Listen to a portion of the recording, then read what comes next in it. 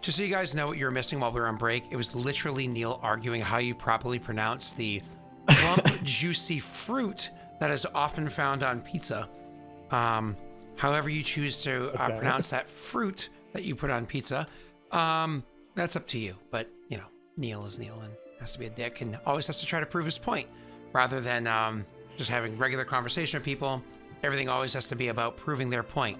So we're going to drop the pronunciation of that fruit that you put on pizza alone. I did prove my point by saying, by putting on a shitty accent, which I think proved it quite nicely, actually. Yeah. Right, so we all know that it's a fruit you put on pizza. I want Scott to have a character with that accent. Oh, Will's no, muted. You don't. Oh, reeling things back in. Yep.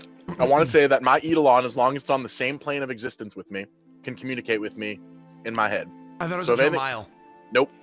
Same plane of existence. existence. A mile? You might want to double check that one. It's usually a mile. I already did. Scott. Same plane of existence. Wow.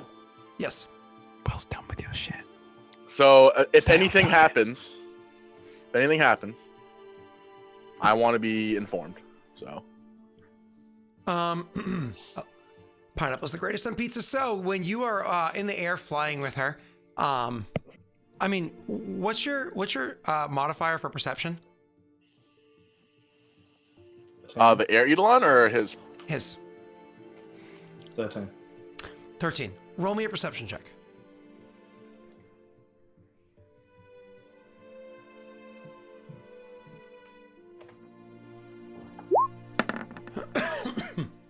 Jesus fuck. Almost immediately. The souls. Before you guys even really take off and get anywhere, like you guys don't really converse. It's kind of like, we need to go now. You have the herb, let's go. And so you leave with her and she grabs her supplies. She actually already kind of got them because she knew she was probably going to be going with you. You hop into the bird, you start flying. You take to the air, and within moments of actually like kind of like stabilizing, so you're no longer worried about your own well-being, the bird kind of like jumping up and flying and so on. You're able to kind of like look to the side to see like where things are. Obviously, your eye kind of looks to visual because you're concerned about visual, but not as much as you are concerned about Rayrin right now. But when you look to that side, something catches your eye. You see that she's actively trying to like keep her hair, which is, when you met her, kind of draped over, I think it's her left side of her face. It was always kind of like draped over. One of those, it's kind of like, hi, where am I hair covering? Well, unfortunately, it's kind of like flying back. You see her kind of like holding onto the bird one here and actively just trying to get her hair and hold it there. And she looks kind of sad and timid as she's literally just trying to do this. But you're so perceptive. Not only do you see her trying to do this helpless action of try to hide whatever it is she is, you can see through it as well, because you caught a good glimpse at one point in time when a gust goes by. And you can see she unfortunately has a lot of burns on the side of her face. I mean, a lot of burns. And it's probably around then that you would realize that she dresses very conservatively. But most importantly, even though she wears like a nice, like very nice clothing, the way that her collar kind of rises up on her side and just the way that everything falls on her, you notice that you don't really see much skin. And certainly even less so on her left side than you do on her right side. This is, of course, over the course of a minute or so that you're riding with her.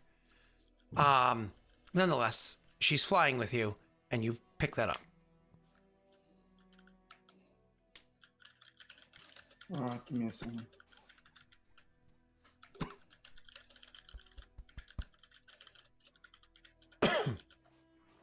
So you said that she's burned, but beyond burned, like, what were you saying about her skin? It's covered up. She's likely hiding more burns, is I think what he means. Mm-hmm. He's doing an Illan, mate. It's probably what it is. I've translated to Australian for you. That being said, you guys haven't seen his arms yet, so don't know if you know that they're burned or not. No, we don't. First he'd just kind of say to her, are you okay? I know it can be a bit scary the first time you ride on the bird. Kind of like yelling out into the wind rushing by because you guys are traveling at ridiculous speed. She's like, no, This is fine. This is great. It's fine. I like it. Kind of breaking the ice there, then he'd say, where are you from? Your accent, it's very familiar. I'm from Malta. All right, I will sense motive her. Sorry, watching She's Neil from just like, Malta. yeah. When you said that, I watched Neil just like, You actually, it makes sense because her accent sounds very, very similar to Rayron's. Okay.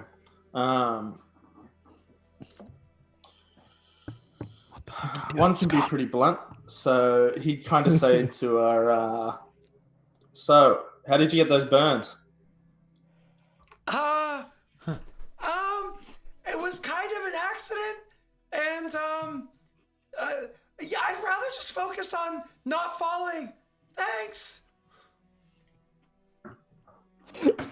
Fair enough. And she's like double fist hanging onto the bird, and now she's trying to like look this way to like hide the burns on her face. That you just like so your face is ugly. What's up with that? He would also say, So how do you mother for me? he'd say, did it happen in Idir or in a Malta or somewhere else? Does he follow this up, or is this like a gap of time before he asks that? I mean, like 30 seconds, 45 seconds. What? He would say it again. Oh, back home. Can we talk about this when I'm not gonna die? Better than to take your mind off it. Don't worry about it. He'd just say, talking helps.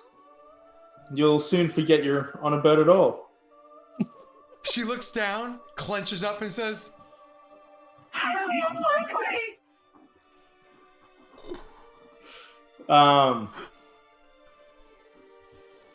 Whereabouts in Malta are you from? She just gives you that look that says, like, please stop. like, I'm trying not to be rude, but this is a lot.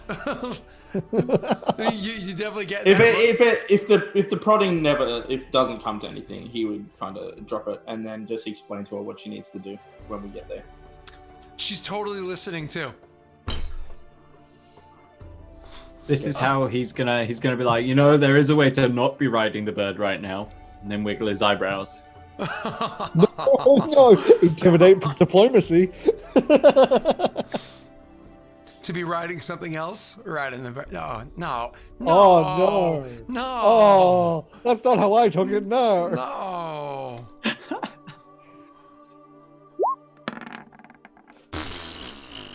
Do you want to? That's not how you took it, but that's how she took it. Do you want one? You have one luck die right now that was given by Steve that we know about for a fact. Do you want to luck the bird's fortitude save for it trying to get there fast? If it fails, it's exhausted, and then its strength drops down so much. You guys are heavy. I mean, I guess we have to. Sorry, I rolled garbage. My name's Davis. William See what Anna Davis. just put in chat, Scott? Oh no! Taxi. No! Oh, Okay. Anyway. I don't get the reference. good. Sure you don't, Scott. No, I It's don't. it's like the couch behind Jake reference. Yeah, it's along that line. It's one of those. I'm sorry. Is that like a show that exists and not where we make good shows? You gonna roll that D4, boyo? You got a 50-50 shot. Do I Neil to roll it for you? I'm gonna roll that. Hey! Oh, Succeeded. The first hour passes no problem. Second hour, here we go. And we're good. All right. The bird after another 2 hours. So Rayron, they left you, and about 12 hours later, they show back up. This is the I'm next. hyped. I'm on devil juice. Let's go. Wait, what? I'm sorry. They show up at about 6 in the morning. The bird clambers onto the roof. And as one comes walking downstairs with this woman there, you would actually see Ravina in the hallway, literally walking up the stairs as you're walking down them from where the bird lands on the roof, and bump into you and be like, "One, Chosen, Yes, Ravina. you've returned just now." I have. Yes. I have unfortunate news. Is now a time, or should we wait? He looks grim and he just says, quickly, what is it? The bird man, whatever his name was, I went to go speak with him last night as I was directed to do so. Unfortunately, he took his wagon of birds and left. I can have him brought back in if need be, but he didn't seem to be doing anything wrong. I was informed of it as he was leaving the city. Direction? He'd say, everyone, what would he say? Everyone can do wrong. Trying to say that at her and push past. He'd be like, Rayrin, has he awoken? I've not gone anywhere near the room, so I don't know. So he hasn't emerged though. Not as far as I understand. Thank you. All right. And she turns around and walks with you and says, "You two, come with me," to a couple of the guards as she's making her way down into the primary throne area. You go down and Kithul is standing there, stoic, solid, tired, and looks at you, looks at the young, bluster-haired girl. Like, oh, this poor girl's hair is such a mess. As she's like tried to do what she can to cover up her face, which she's done successfully, but it's a messy. And she's standing there. Ilin, of course, would be there as well. How much later from when the conversation with Kithul started was this? Hours. This is now Okay, 6 in the morning. This is like He's like Six- running on empty. Ilin probably legitimately pulled one of those like people. Just like where it's like he's clearly been asleep.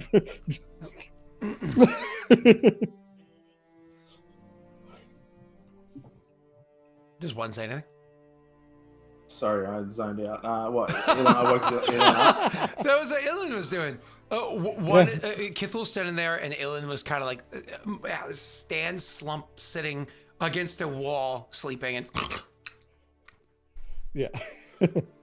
He just addressed Kithul and he'd say, Kithul, I return with a healer. She's healed this before, and he looks at her. She nods and looks up timidly at Kithul, who's massive in multiple ways. And then he just says, thank you for keeping Shut up, vigil here. Please wait just a little while longer. It was chosen at the Quill's request. Nods, and he steps aside for, of course, you to go. Doesn't say anything to the girl, just watches. As one goes past, just if there's anything I can do to help, I'll be out here. Thank you, Evan. Steve, because he's tall, thick, girthy, he's built. He's what's the word that people use to say that they work out a lot? He's Swole. Swole. He's swole. Yeah, he's swole. Yeah. Multiple dummy ways. He dummy thick. He dummy thick. I was like, what's He that definitely word? is though.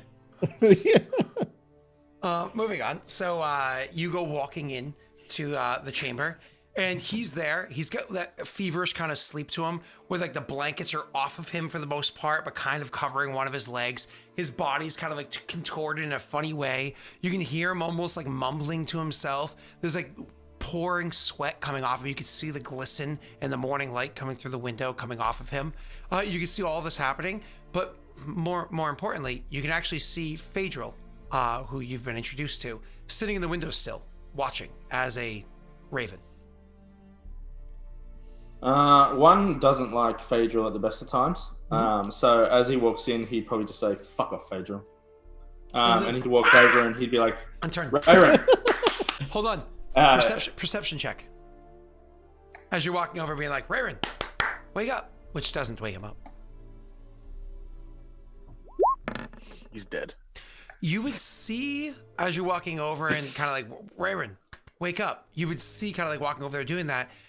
Where there was a bandage before, there is no bandage now. Instead, you see his arm is, I'm going to use the word whole, but different. The entire area that was cut out before, which was not small, it was a rather large area, and even some bit beyond that has been changed slightly.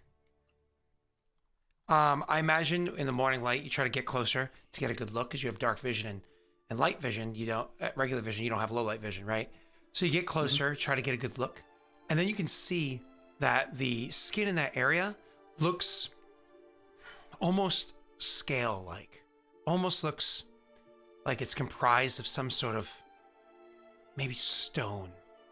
It's grayish blue in its color. I'm trying to wonder whether or not one is familiar with it. Has one ever actually met the devil since he's transformed? Yes, he met him in the forest at night. Okay. So then that's I right, have dark you did. vision, so You can see your character's pretty keen, and you saw Phaedril here, which probably puts two and two together for you pretty quickly. His flesh in that spot looks a lot like the flesh of the devil that you've dealt with.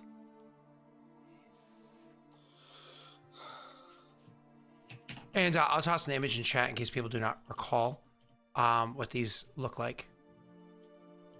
Here's a ping for you. Okay. Oh. He just looked to the girl and say, "Please." And motion to Rayron.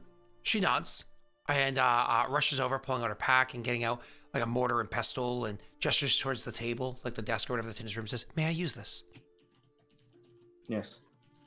She nods and then goes over and like moves stuff to the side of the table and stops and looks at something and says, "Oh, another worshiper of Arenda. That's nice." And continues to get things prepared and takes out this strange-looking herb. You know, it's this like deep blue color with this like the inner part of its flower has this like bright kind of lighter, almost pastel purple hue to it. As she's crushing it with the mortar and pestle, and makes almost like if you were to squeeze out an aloe, like almost like a cream coming out of it. And she grabs a couple of other herbs and whatnot and mixes it in, and so on and so forth. And she gets this whole thing prepared, and she says she gestures towards like some clean cloths, like white cloths she has in her pack as well, and says, "Could you please wet those and clean the area where the wound was put? We're going to have to administer it right there. I'm also going to make a bit of a, it's going to be gross for him, but a medicine that we're going to have to force feed him since he's asleep, and he'll have to continue to take for the next day or so." He would nod and he would do that. Okay, so you go over there and you clean the scaled area and get him prepared and so on and so forth, and then she actually will start getting everything together. Eventually, after like maybe 15-20 minutes or so, she comes over with the paste and she's like, "Okay, and where was the bite that had taken place?" Wherever it was, I would show her. She goes over, she looks at that, and she startles to the point where she almost drops the bowl, the pestle that she's holding, the mortar pestle that she's holding. She almost drops it. She's like, I do not think this affliction is what you think it is. I've never seen this kind of reaction before. Well, his arm wasn't like that before. Do we think it's something else? I think you should still treat him for that if you can. I know he was attacked by one of those things. Well, maybe it could have some lingering effects. I don't know. I'm no doctor. Well, I came here to use medicine. I do have a bit of magic that I learned from my home. I could try to diagnose this and see if it is the same affliction, if you don't mind. Do what you have to. She nods. She goes over to where her pack of stuff is. She actually pulls out an old book, an old-looking book, and she opens it up. And you hear her mutter to herself because you're so perceptive. She says, "I haven't used this in years." And she opens it up and she puts it on the bed there. And she looks kind of like nervous that she might screw up. And she opens to the page and she starts to incant in a way that you've never heard before. You're not very familiar with this. The closest, I suppose, you can say that you've heard to this would be actually the way that Nathan uses magic, or maybe the way that the maguses that you had seen before use magic. But either way, it's a little different. It's a little strange. And as she's literally kind of like holding her hands out, she's reaching outwards, and you can almost see like there are things in the room that maybe you just didn't notice them before. Maybe she's bringing them to light, or maybe she's just gathering so many of these small things together that you can finally see them for the first time. But she's gathering all this stuff in the room before her hands. So she has this like almost like swirls that are coming over to her, very small, very tiny, that are coming to her and resting in her hand. And she walks over to him and places her hands, one hand over his forearm, the front side, and one over the back. And she continues to incant as she's doing this. And as she's muttering to herself, you can see like whatever these things are kind of like dig into his actual arm and go there. And she eventually just kind of like jumps her hands like, okay. Well, a few things. One, I was able to discover it is still in there. The wound is still, in fact, in there, the disease. And I was able to get a couple of, let's just say, friends in the room that are able to help fight it off, kind of prep it for what we're about to do. However, something somehow encased it. We're not going to be able to get to the affliction to apply it directly with whatever this is. And she gently strokes the spot that's there on his arm. We're going to have to either cut through it or cut through the backside. And she kind of like turns his arm over so we can get directly to the base of the infection. We just need to apply the salve directly on. It's just this isn't porous. She'll tap it. What will be most effective? I don't need to get all the way in, honestly.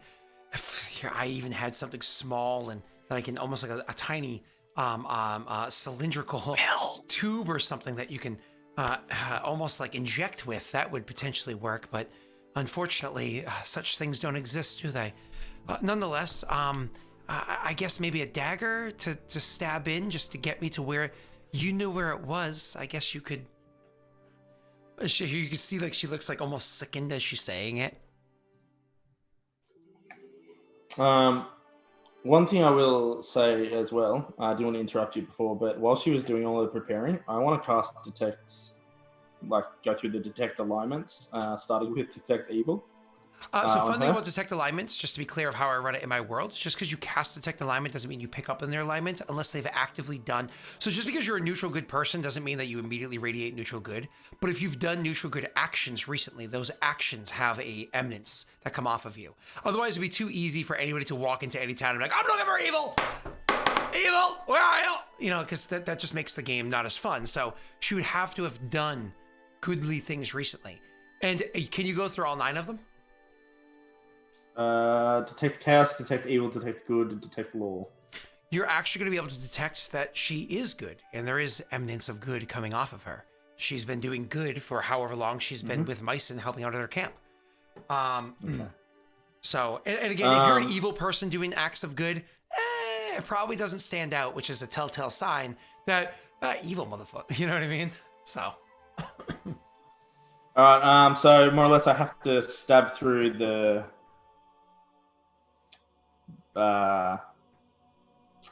devil flesh. Si, señorita. All right. I'll try and do it. Okay. Probably like brace Rayron, like with one She looks. one hand. Yeah, she goes to like hold the arm, but when you go to like, I'll do it. She's like, oh, okay. Just because I kind of know what this is, I will. What? Yeah, that's a good point. Rayron is evil. You are detecting so much evil off of Rayron. Pathfinder Cleric. You're detecting so much evil off of him. So Switch. you actually, oh my gosh, switch. he emits evil. So cast spell. They emit auras. Where's the aura? The goggles, they do nothing. So his alignment.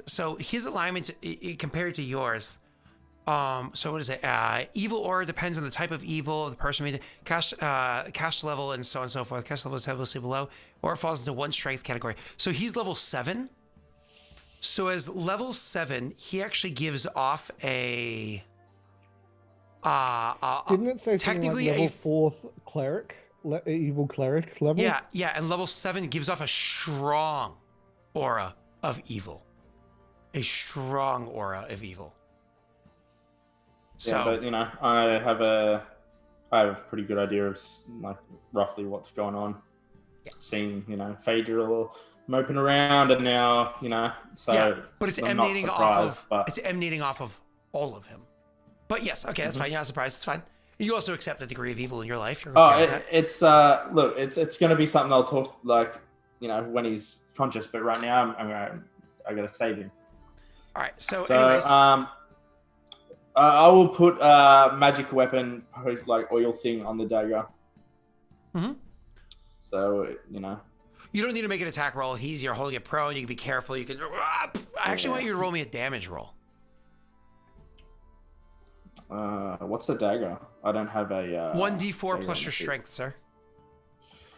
Alright, so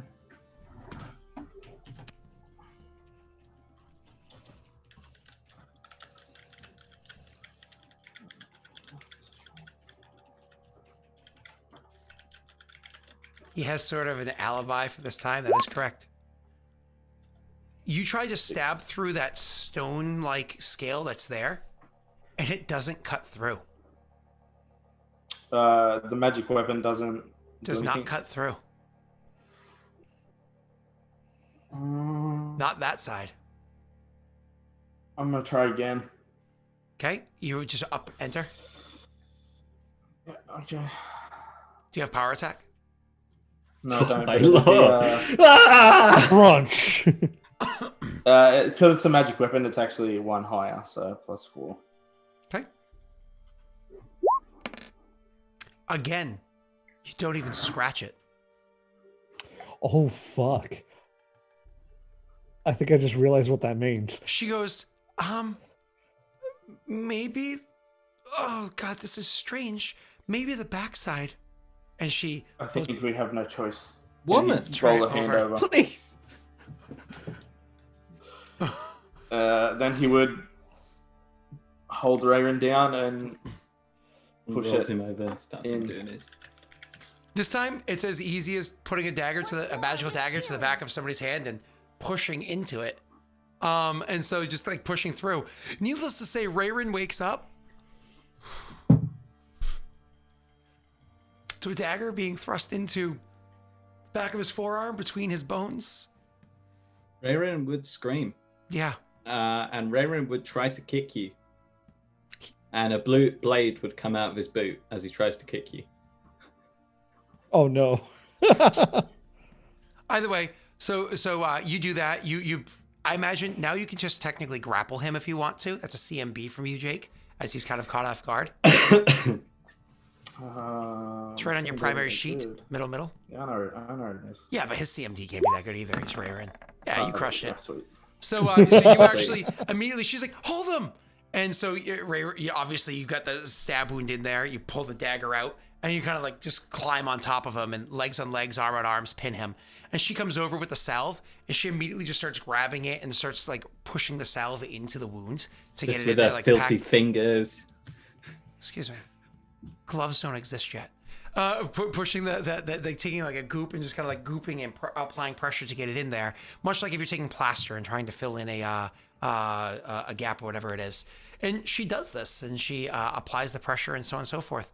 And then inevitably, Rayrin kind of comes to his senses, and you can speak to him as he's like, "What are you doing?" You know, you guys feel free to RP. It only takes her maybe 10 seconds to complete that, so please.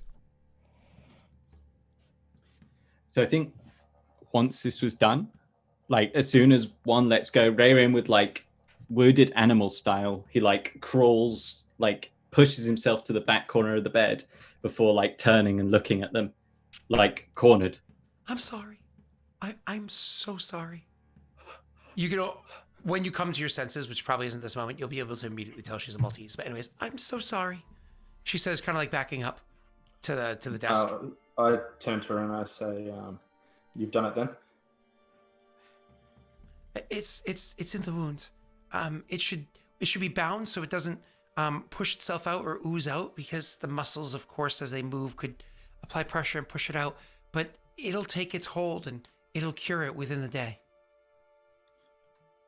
Thank you. Would you mind waiting outside with the Momentarily. other two? She says, going over, and she has like a little leaf, this like little, almost like leaf parcel, kind of like folded over itself. So almost makes like almost like a little, you can imagine, what are they called?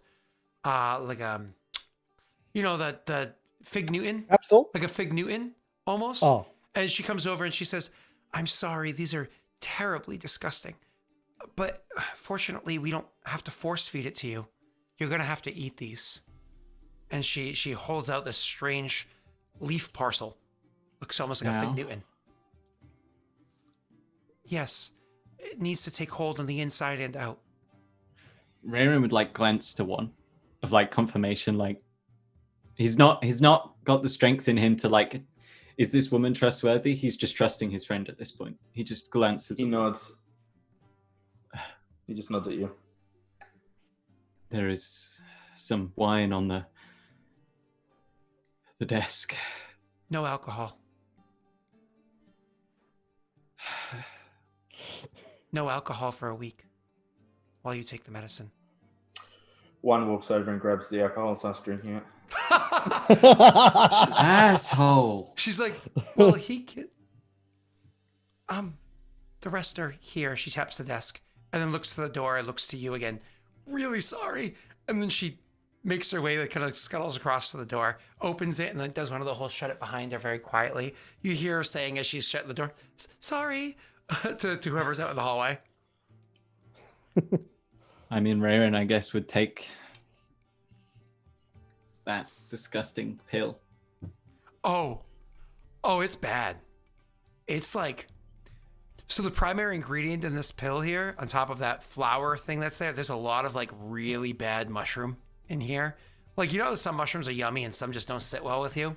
Yeah, it's like that, raw, crushed up, and like mixed in with all sorts of other things. Just added just enough water that you it's get like some Myson's slimy excrement. lumps. He's getting revenge on. Oh Rayrin. no! He's like, "Yes, my terrible children, this is a necessary ingredient. It's what makes the chowder so thick." God, that's disgusting. Stop. That is disgusting. You brought I it think up. once Rayrin had that, he looks gaunt, he's pale, he's drawn, and he'd turn towards one. He's still cradling his arm. He turns towards one, still sitting there. And he just turns and he says, "It was here. I don't know for how long." You see one. He looks at you, and there's like a strange look in his face, and then you just see him like start downing more of the wine, and then he like Comes your over and arm. I smothers. figured as much. Yes. He was rather displeased when I kept saying no to his offer of healing me. Though I thought perhaps he could, involuntarily. A drop of blood saw me through the night. You attacked him, or he I gave wouldn't- it willingly. I wouldn't say I attacked him. I'm sure I amused him with a swing from the sword, but the tiniest drop of blood was all I could extract. You did that to yourself then. It was this or die, or risk falling further to the fever and accepting. No, his don't get me wrong. I'm just figuring out whether it was you that did it or him. Yes. Did you? You said no. I assume he and that rat Phaedra were trying to use up what was promised. Phaedril said, later it said that we could stop the infection among all of the people, that they could cure me of it and give me the ability to cure others.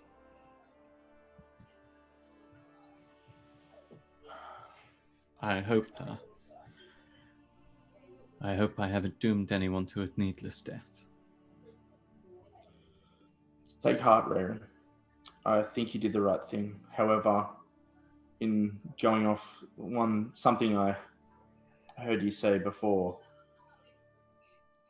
these can be used, like you said, for good. However, I think we need to have Elliot discreetly start finding knowledge on these beings so we can tailor what we do with knowing more of the consequences or It's funny, actions you that these should things will do. ask. Several months ago, I asked Elliot to begin looking into this. Very discreetly, such studies are illicit. He may well have discovered something by now, but I think it's not something that we ought pressure. If we do this too quickly, then we may draw the interest of groups that we don't wish to draw. I agree. We have these boons for the rest of our life, but we should Chosen, slowly, like you said. I am sorry to interrupt you. Kithel, come in. Perhaps instead of my in, you need to come out. We have, just beneath me now, visitors. What visitors? From the Congress. I would look to Rayron and say, I will deal with this. I am well enough to assist you. He Besides, looks at your arm. you're not exactly on a level playing field with them, are you? You also see, what's her name? Guinevere, immediately kind of like scurries into the room. Like she like literally slides behind Kithel and puts her back against the wall. And she's like, oh no. Come here. It would be in the door as well then. if There's a everyone's- look of recognition in one's face too, and he's starting to put things together. What's happening? As of course, Aelin comes in behind. Rayron is recovering. Luckily, as long as this takes, it will have saved his life.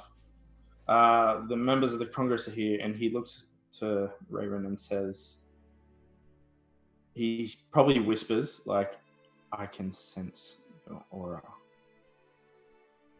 I don't know what it is that they can do, but if I can sense it, I'm sure they may. She makes her way across the room because, of course, she didn't hear or see that you were making this discreet statement to him, and says, "The Congress is here. If it's not too much to ask, please, Chosen or whatever your names are, can I not leave this room?" You're safe here. Would Okay? you do me a favor? Would you bandage this for me? I can do one more than that. and she takes your hand and flips it over so that the wound is there. And she'll place her hand over the wound and pull like your forearm up to her. And as she's like starts to say some sort of incantation, she slowly slides her hand. So there's like a slight bristling across the top there, and places the ever so smallest of kiss on the top of the wound. And you can literally see the magic gather and close the wound before you. It's been a long time since you felt the gentle touch of a Maltese healing magic, but nonetheless, she has it. Though, might I say, perhaps refrain from such shows of power during our current guest's stay.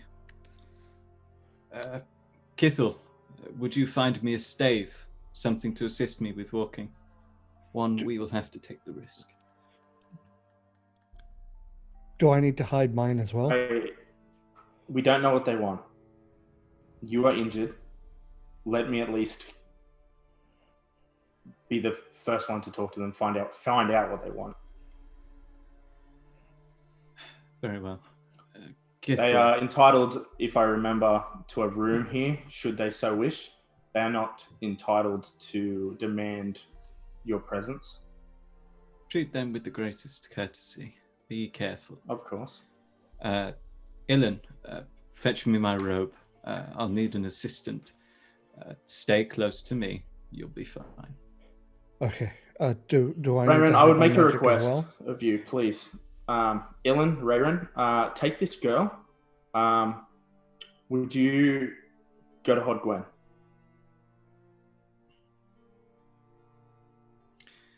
Please, Rayron. Very well. Thank Though you. I might note,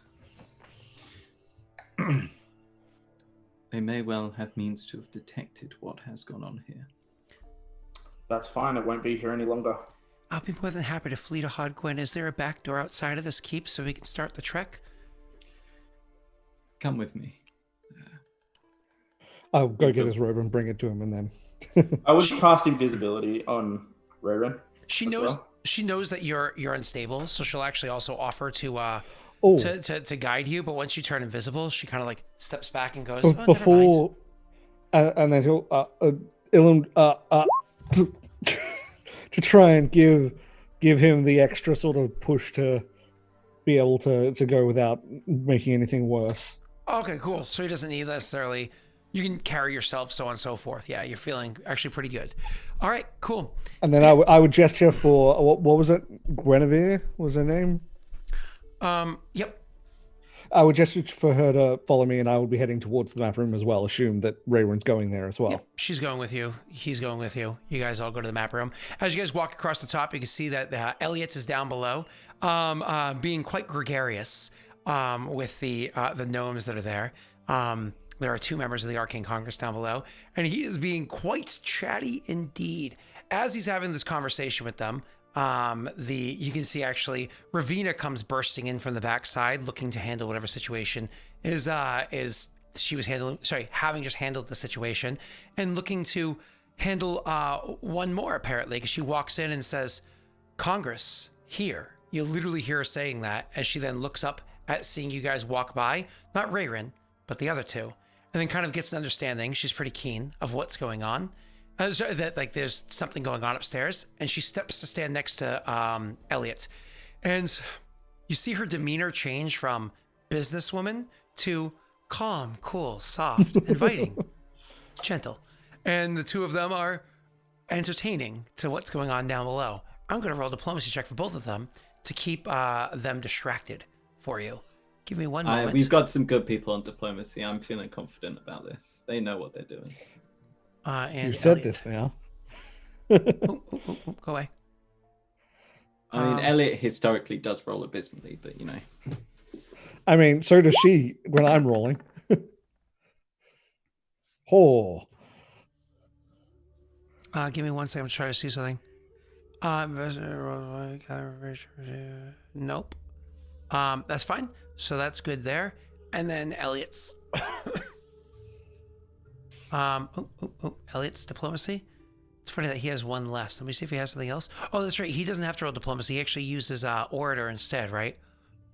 Skill focused linguistics. Instead of diplomacy, he actually rolls linguistics. And Oh, damn, he's he good at that. really good. Oh, come on! And he- You rolled a I love guard. it. You rolled a 5. Wow. By the way, she slipped over and gave him a +3.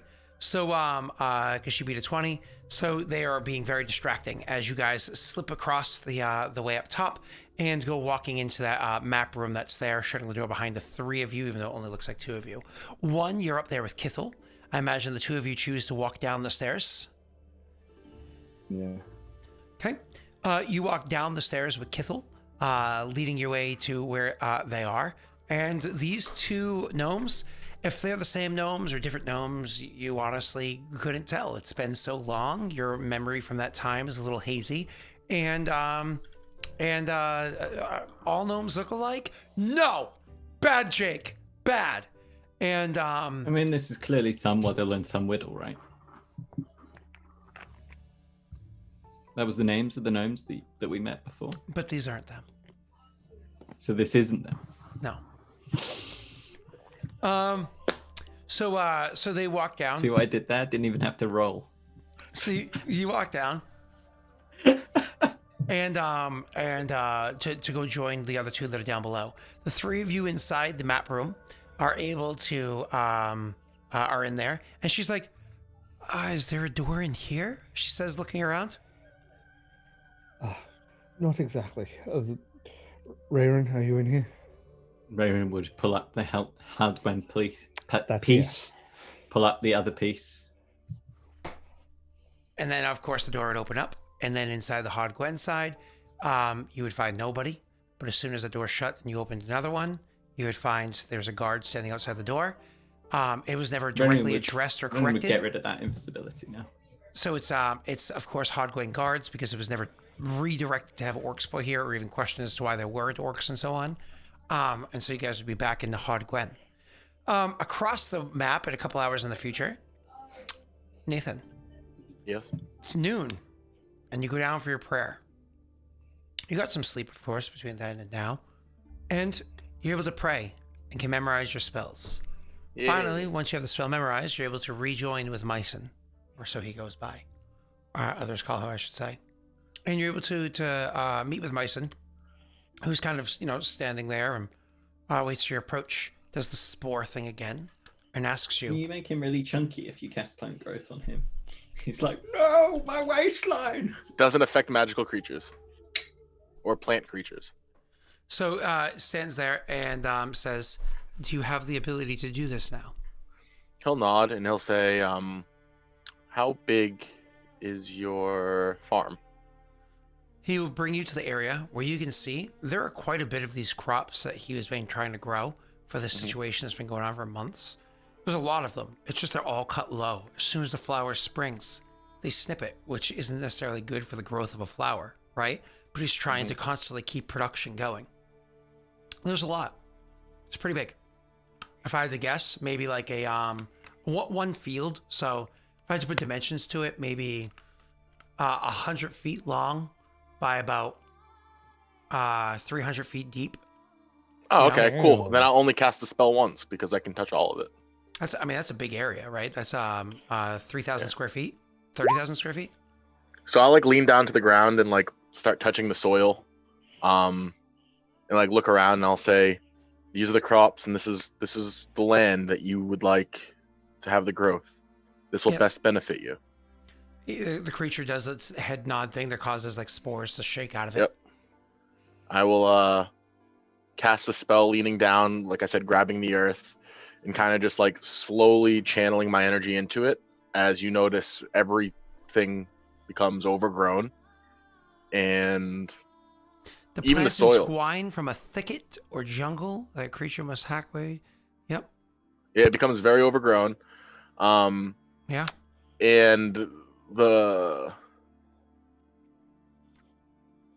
it also will continue to be fertile for a year, I think it says.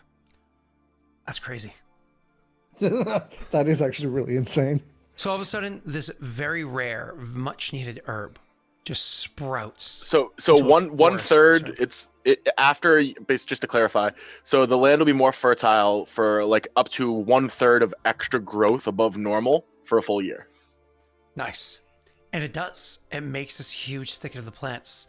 And you can see even the mushroom, who's stoic, it has no emotion that you can easily read or detect or anything like that, stands there, motionless, staring at it, clearly shocked with how much you're able to just create with ease. Now, it turns to you after a few moments. I don't know if you say anything else. No, I'm kind of like drained from casting the spell a little bit, so I'm kind of just enjoying my works, staring at it. After a few moments or minutes, whatever, it'll turn to you and say, I believe we may have just solved the crisis. I believe with enough people learning how to administer these herbs, we have. I have been teaching as many as I could, but truth be told, the greatest number of people that have this training are is the hospital in the city to the east. Perhaps we should be giving them more of this herb. We can have them spread the aid all throughout to everybody to make sure that this is done. And we can train others if others are capable and willing. With this affliction being resolved, then our nation must turn its attentions to the south. And it'll turn around and look at, you can kind of see the peaks of the northern walls of Vigil, kind of through the trees or whatever where you are across the huge lake that's there, and say, we have brought as much aid as we can, but there is little to no aid that can be provided for the people that live there. They suffer a different affliction. What's that? Dead that can't always be seen or heard or touched. Dead that not only try to consume life, but drain it with its touch and sometimes its presence. Dead that has no physical form. I'll nod to that, kind of just like taking it in, remembering it, and then I will say, is there anyone that can help you harvest this herb so I can be on back home? Fortunately, there are many farmers that have found their way to my side. I will call to their aid, and they will gladly return it. He'll nod and he'll say, I'll be ready to leave in about an hour's time. Collect me as much as you can in that time. I do not have things like steeds or any other form of mounts to offer. He reaches However, down and starts casting his spell while he says this. It takes a minute. It stops when you start casting. No, I would. It takes a whole minute to cast, so I would say like the conversation could probably just continue. All right. And he would just be like, "Don't worry about that. Just make sure I have the herb. I have a way of moving quite quickly." I will see to it that you get, and it turns back, as much as you can carry. Yep. After that, the form of my Terran will come out, ready to ride. What's the speed of that thing? The speed is, let me double check, but it's pretty fast. I think it's 40 or 60. Let's see. 60 would be insane. 60 would be crazy. I want to say it's 40. Open. I'm looking. Statistics. I don't see speed. She right at the top. I can check for you. You could check. Earth Boy. Yeah, Earth Eidolon. Click. Speed is... Oh, 40. Sorry, speed is 40. Space is 10 feet. Reach is 5. Yeah, so speed is 40. So just to be clear, because obviously we are too obnoxious with these details, 1 hour... yes, same as the bird. Wait, the bird was moving at... I think I did the bird's speed wrong. Probably. We're supposed to get there in like 3 days. I was doing the bird's overland speed wrong. I was doing half of it. I thought so, but I wasn't gonna say anything. It should have been 16 hustle 32 Jesus. That's you what I actually- thought. You actually got there even sooner. Everything happened even sooner by about 3 hours, 4 hours. So you actually, everything was super fucking fast. It's still, everything plays out the same. It just would have been hours sooner, which does mean that, yes, and I have no problem with this, the Arcane Congress does come calling at 2 a.m. as opposed to 6 a.m. Yeah. Sounds like that. That is 100% legit. Yep. So you come calling at 2 a.m. instead of 6 a.m. and so on and so forth. Everything else still canonically plays the same. You just wait longer to actually cast the spell. But either way, so this thing is going to be able to travel with wind at back cast on it at 16 miles an hour. So 2 hours to get to Kurzfall from where you are. My apologies. Yep. Because 80 feet doesn't exist on the movement chart, so I go to 40 and just double it. But I forgot to double it. Because I was actually double. So, anyways, moving on. So, so you're able to grab a fuck ton of herbs and start heading to the north again. The three of you head to Hodgwen. When you're in Hodgwen, where is your plan to go? What is your, just very briefly? At this point, Ellen's just doing whatever Rayron says to do. You missed, Neil. We figured out that it's actually 2 a.m. because the bird got there faster than we got the speed wrong. So. Hello. Okay. Hello. Hello. My name is. I think the best thing for us to do would be to. Hi.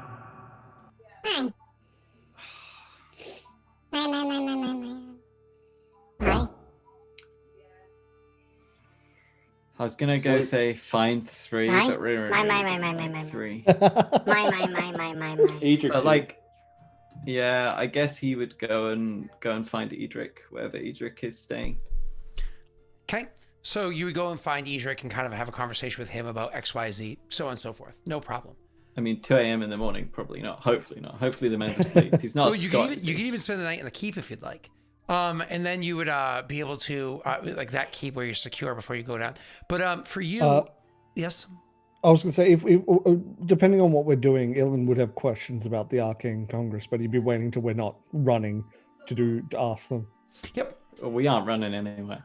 And so, anyways, you know what I mean. Jake, you come walking around the bend with Kithel and start walking down the stairs, and you can see that the 4 of them are having the conversation down there. The 2 Arcane Congress gnomes, which are entertained mildly by Elliot's gregarious personality, and Ravina's trying to add in any way that she can to what's going on, right?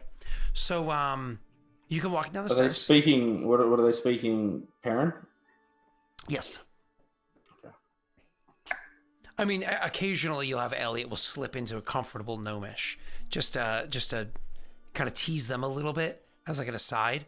And I actually think Ravina can speak gnomish, but would play it up like she can't, because obviously, again, they're trying to put on a bit of a dog and pony show here for a moment. Both of them haven't realized this is very unusual that this shit is happening. Even Elliot being awake, it's one of those. He'd probably be going. She does speak gnomish. He'd probably be going to bed sometime soon, late in the night with his studies, and like, oh, gnomes. My favorite thing at 2 a.m. I would have cast the voluminous vocabulary as well before I came down, so I understood gnomish. Okay. You come walking down? Yeah, I come walking down. Okay, and so as you go walking down, finally one of the gnomes would kind of finish up with, Oh, come on.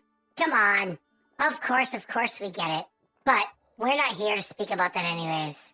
I think this is one of the men that we were hoping to speak to. They would say, kind of almost stepping around to Elliot, turning to speak to you there, sir. And so then the gnome would kind of come walking up to you and say, Are you one of the 3 chosen that rule this land? One of the 2. 2. Yes. The other would chime in, looking to kind of jump into the conversation and say, Has the other one died then? Yes. That was demonic. That was so weird. He had like That had multiple your voices. normal voice with no voice layered underneath it. Yeah. That was like multiple possessed voices. Well, I'm sorry to hear that. For the first one. Thank So you. the first one. So we are here to meet with you. Oh, well, it doesn't really matter. So we are here to meet with you. If you would care to have this meeting with us. Of course. What can I do for you? What room would be best? The throne room is fine. Very well Unless then. you want a more discreet location. Discretion is of no concern to us.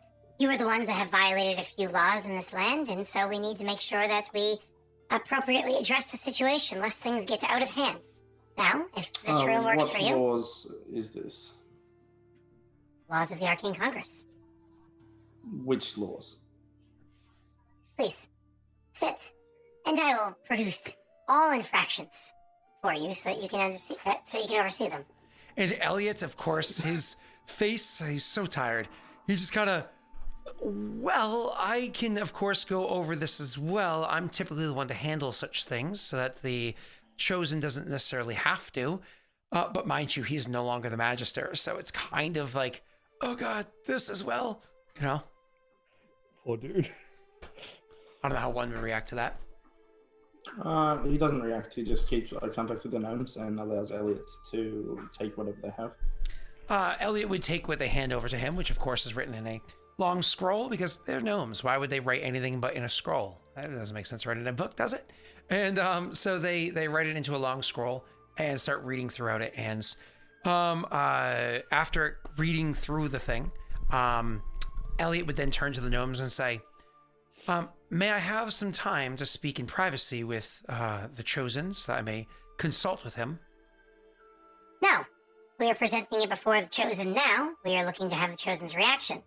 If you wish to have it aside with him, then, well, maybe he should have had that read to him. He should have read it first. Then you could have had the aside. Let us get things underway. Elliot looks to you, kind of, like only like a quarter look to you, and then looks back at the gnomes and slides comfortably again into Gnomish. One moment before I do anything. Maybe you should politely mention that 2 a.m.'s not the reasonable time for this. Hold on. It's the Arcane Congress. They're hopped up on coffee and spells. So I opened up Arthur instead of Elliot because Watch my his A's sleep. and E's are the same thing. Oh shit. 1 second. I'm almost done. And I will... Nope. Okay, cool. I'm just going to roll this. I just to look at Elliot's abilities real quick. I wish Nathan were there for this. This would have been fun. Could have been fun, or it could have been really, really, really, really bad. He also actually gives himself a little bit of a boost before he does it too. Elliot says something. He says, kind of like laughs for a second, and he actually will take a moment, clearing his throat, and then looks over at them and says a 25 total. Oh, sorry, 26 total. And he says, gentlemen, please, we do understand that this time of night is very unfortunate for you to arrive here. Now, whereas you may be doing things different in the lands that you come from, or perhaps your body hasn't appropriately adjusted as you've traveled so far to the east to realize exactly how late it is. It has been dark for some hours, but it is the middle of the night that you come calling, and we, of course, are an entire kingdom that we have running here. We have our own problems and fortunes that we're handling. The Chosen, by sheer coincidence, happens to have been awake. The fact that he has not thrown you out on your asses is by his own good graces. Please, gentlemen, we, in accordance to our previous understandings and our previous laws, because I helped to write them with you, have afforded you a room, a comfortable one, where you can spend the night uninhibited and, of course, unobserved, so you can relax. The road was long, the magic jarring. Please, take this time, sleep in your room. In the morning, we'll all enjoy a fine meal and, I'm sure, a thorough conversation. Fine. Very well then. I guess it is late for you. We will take this room. We'll sleep the night. But we expect to have everything handled first thing in the morning. So if you're going to have breakfast first, eat it early. Show us to our rooms. Ravina would actually then, at that point, kind of step and be like, gentlemen, please, come with me. I'd be more than happy to show you to the most comfortable rooms that we have to provide. And she would start walking up the That's where stairs. Wham Bam The dungeon. down to the dungeon, slams the door. Hey! So she turns around to start leading them, and she gives one a look. Just like a slightly raised eyebrow. Gives a one. Kill order. Do I do it? Sense motive one, if you need to, or you can already have figured it out. No, I will sense motive. Do not execute Order 66. No. No. Yeah. Does that I include would. does that include your +3? +3? Stern gaze gives half your level to sense. Oh, it does include it. Sorry, I was thinking something else. It does include it, yeah. Okay. So you look at her, you can clearly tell she's like raising an eyebrow, asking a question. You can't really glean what question it is. Okay. She'd probably see that in his face. She probably what? Could see that in his face that he doesn't understand what she's. It's like it's see 2 that. a.m. Yeah. Let me go to bed. She just kind of gives like a nod, not a yes or a no or anything like that. It's just like a yep, and leads them up the stairs and to the left, coincidentally into the room that happens to be right next to Rayron's. One of them does note saying as they go, Well, what happened to this door right here? and she'll respond saying, again, situations, some fortunate, some none so. Never you mind, your room is safe, and there'll be guards posted outside of it. And she'll lead them in there and have the door shut and call for some guards to stand outside the door. Yeah. This is for your own safety. To keep you safe. And with that, since I have a call in about 90 seconds, very quickly, Neil and Tesh, tell us what you're doing. Neil first.